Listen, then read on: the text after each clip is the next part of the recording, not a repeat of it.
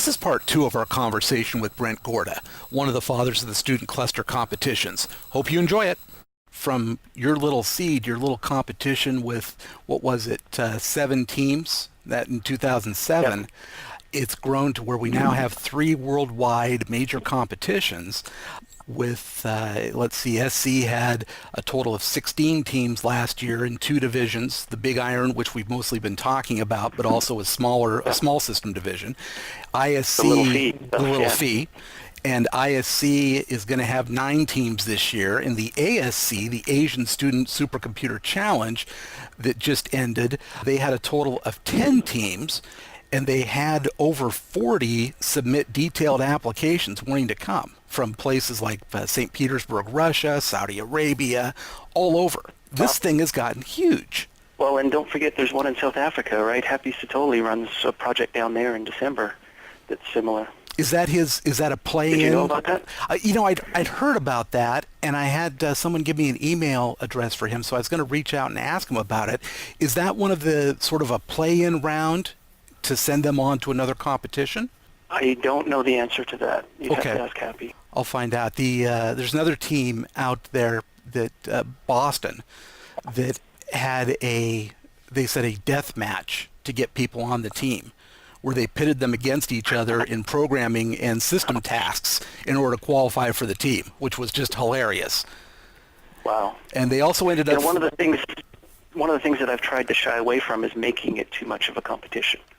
I get a little nervous when we talk about deathmatch and so on, because again, every student that shows up that's put in the effort to make this happen and understand what's going on, they're worth their weight in gold. They're worth talking to. Oh, absolutely. We had this issue in the very first year. We had this issue with what the prize was going to be, and we went through a couple of rounds where some of the sponsors said, we will give the winning team their hardware as the prize. And that was like I said, a 50 to 100K kind of thing. And I thought that would drive bad behavior, right? It wouldn't drive the community behavior that the students get. Another one came back and said, we'll fly them all to San Francisco, the winning team, for a weekend to stay up in San Francisco. And I finally decided the winning team should get a plaque and bragging rights and nothing monetary, nothing financial, because I felt it would drive the wrong behavior. I think that's correct. And the teams are competitive, but it's all in a spirit of fun. And I do push the competitive angle with them and with my stories, but again, in a spirit of fun and to get sort of a college football-like feel in order to attract more interest. Right. Yes. No, that works perfectly well, and they all understand that. And when the competition's over, they all go out and have a drink together, and like I said, make friendships that last a lifetime. The years that you were intimately involved. It was 2007 and 8, and I actually did not go to SC08. I had to drive from afar because we were having our baby, Harley, my 4-year-old now, and so I didn't go to SC. I was letting Ricky Kendall do all of the on-the-ground work at that point. Okay, that's good. And that was a great competition. Let's see, 08, that was what, in Austin, right? Yep. Yeah. We got Lance Armstrong's store, Mellow Johnny's. Their bike racing team showed up and ran generators to run one of the student team cluster for an hour or two. That's great. That's a great story. I got to see if I can find some pictures from that. That's the thing. There's not a lot of stuff out there from the early competitions. I've got a huge number of pictures. We can sit and go through my photos. Okay. I'll try and go through and try and find you some. And that would be super. So what do you think makes for a successful team and a successful student cluster program? Well, for a successful team, there's no easy way. You got to dive in and figure out what you're doing. One of the judging criteria we had right from the start, and I don't know whether they still do this today, but we had luminaries of the community, Jack Dungera and Donna Crawford and Satoshi Matsuoka, and I believe one other, I can't remember the name right now, but they would go by and talk to the teams to get a sense for whether the teams really understood what they were doing and had done the work themselves, right? You could imagine that a team could show up and have let somebody else do the work.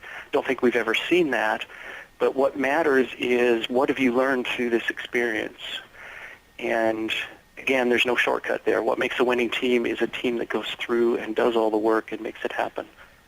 And they do still do the judges' interviews and the content matter experts for each application interview the students as well, or as part of that. That's a significant part of their score. Good. I think that's great. And how much time do you think teams need to spend when they're starting out down this? And I guess that's not really a great question because it's going to vary on what they're bringing to it, right? Right. So what I've seen recently, I think, is that the teams will specialize. So there'll be one team member who's the sysad, one team member per each of the applications, that sort of thing. And I think if you silo it like that, that it probably saves a lot of effort per team member. But when we were doing it in the first case, the team that won spent a 3-hour-a-week kind of lecture series to talk up, here's what you need to know about all of the software stack, MPI, and the clustering and so on. And then the teams will go off after that and do the build and the running with the applications. So I think it's a considerable investment of time on the team's part, but like I say, it pays huge dividends when these guys show up and they're way worth talking to, and our community can go start to hire them. And I know that some of the teams, and the one that comes to mind first would be, I think, Purdue. They've made a very concentrated, concerted effort over the past couple of years to get their computer science guys that are on the team, get them out taking those classes and talking to the science people. And so is their team all made up of computer scientists, or do they bring in applications people? For the most part, their team is made up of computer science people, but they're cross-fertilizing that by exposing their computer science people to like molecular biology or to atmospheric science if they're doing WRF or something like that. Right. So an interesting story here. This past year, I walked up to the event, and there was a team from Texas there whose equipment had not shown up, but they were doing an immersive cooling. They did an immersive cooling solution. And I started talking to one of the guys and saying, so what is this? What are you doing? And the guy said, I made that liquid. Isn't that great? There's a chemist on the team who made the liquid to do the immersive cooling. And another guy walks up and said, I went off on the show floor and borrowed the hardware to do this. And of course the next question is, did the people you borrowed it from know you were going to immerse it? Well, as I was walking away, I happened to mention that. Are the drives sealed? I know exactly the team you're talking about, and that's one of the great stories. First, in Seattle, 2011, University of Texas brought a vendor-supplied immersion solution. And it worked okay, but they got good numbers, but they weren't accelerated or anything like that. These Texas Tech guys, though, the ones that you're talking about with the custom fluid, did you get a good look at their hardware? They were using a boat bilge pump for their pump. Yes. It looked like a Volkswagen radiator out of a bug. It was actually, it turns out it was a transmission radiator from, I believe, a truck, and it worked great. It was awesome. Walking up to that, you just get the sense, the phrase today is the hacker community, right? These guys that go out and just make stuff happen. I really got the sense with that team. They understand this stuff top to bottom to the point where they can pull out screwdrivers and bolt it together and make it work in a way that you would have not expected.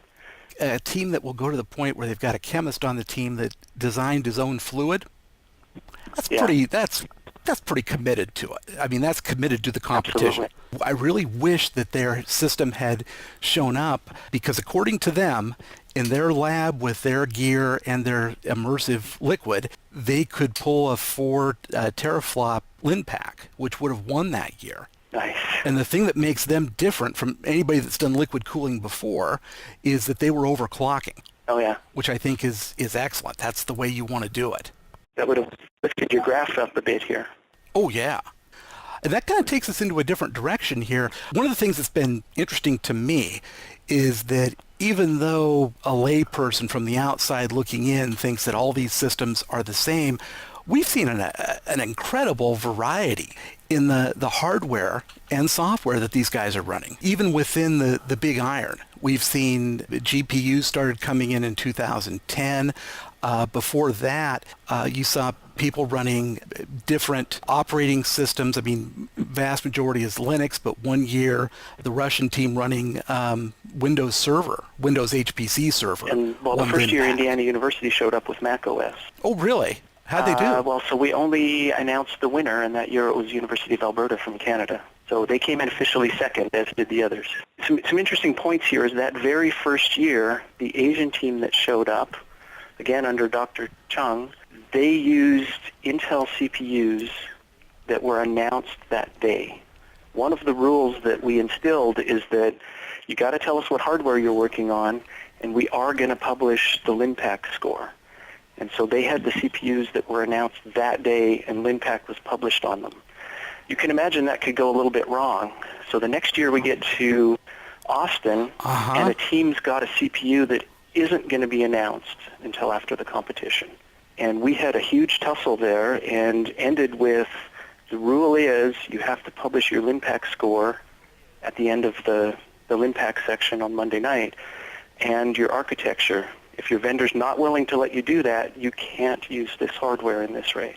Interesting. That's how that came about. The university from Taiwan, the one you're talking about, they're essentially located in the parking lot in the heart of Taiwan's that makes high-tech sense. Now sector. I understand how they managed to do that. Yeah, that's great. Everybody is right in that complex. Yes, absolutely. They've had a really good record in the competition. We're seeing more and more heterogeneity in the hardware with the use of accelerators. At the Asian cluster competition, the teams were running Intel 5s and doing a options pricing exercise that they had to optimize for Phi. Mm-hmm. And I think that pretty soon we're going to see teams with wildly varying hardware. So you control that with the applications, right? It's one thing to be the team that only wants to run LINPACK and not the rest of it. And I don't subscribe to that being a good idea. But by the applications that the judges select, you can dramatically affect what sorts of architectures are applicable to that year's race. And that might cause you to say we should use the same applications year to year, or at least evolve them slowly so that we don't change things too dramatically. Some applications don't work so well on GPUs, right? So you don't want to presume a GPU architecture and then go in and realize that your apps aren't going to work. But then again, I'd point back to Seattle in 2011 when the organizers were pretty sure that at least half the applications wouldn't work well with GPUs. And the teams that won, that were very, very close to each other, both used GPUs, and they'd optimized it themselves. This is an example of Seymour Cray's line, right? Hire them young before they don't know what they can't do. The rest of us think, oh, we'll never do that. That's impossible. Yes, and they show up and make it happen. Exactly. And that's the great thing about this competition. If you could do it over again, is there anything you'd change? Or anything you think that they ought to be thinking about, maybe new wrinkles going into the future? I wouldn't change anything in the past. I think it's been just hugely successful. And I'm happy to have played a role. If you could change something in the past, it wouldn't be the student cluster competition. Right, it might have evolved differently. I'm not the only hands that have had hands on the steering wheel for this event. I was just the first set of hands. So there's been a lot of people through with a lot of ideas and, lots of debates and re-debates over the same topics. But it has ended up in a really good spot. One of the things that I hear from some of my pals in the industry is that they would like to see something a little bit more realistic that would require checkpointing, that would require having a significant amount of storage, optimizing I/O, and that sort of thing. He wants to have a file system type test in there. Yeah. That's exactly who I'm talking about. A checkpoint test, that's the power's out, right?